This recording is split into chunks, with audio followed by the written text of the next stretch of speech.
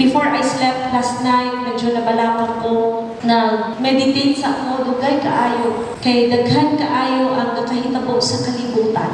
Linog, and then just recently, no Friday, first time nga na tsunami alert, and then ang mga aftershocks, kay natuan magod ang malungon, pag mag-move ang plate dito banda sa Davao Region, affected ta. Pagdiripod sa parehas itong nahitabo sa GLAD, November 18, no? 17, affected po ta. And then, nagkaroon ng bombing sa MSU Marawi. 4 ang patay. Bago ako nagawas sa balay, kahapon, 10 ang injured. Ngayon, 40 and counting na. Nagkan kay panghitabo, panakit ang kalibutan. So, mag-ampo yun ta. Mag-ampo ta.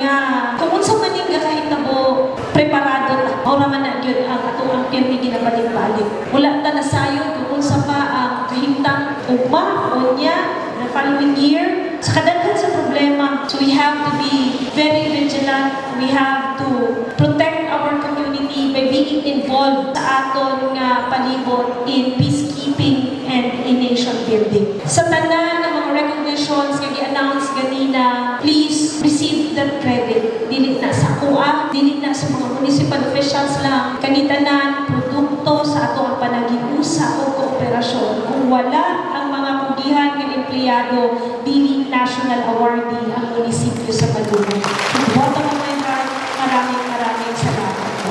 Today, as expected, please go back to your respective offices, bring with you an inspiring heart, serve the people with a happy and joyful and grateful heart. We will forever be grateful to the Lord regardless of what's happening in the world. We will continue to pray in unison that God will spare Malungon for the coming years. We'll continue to be resilient, progressive,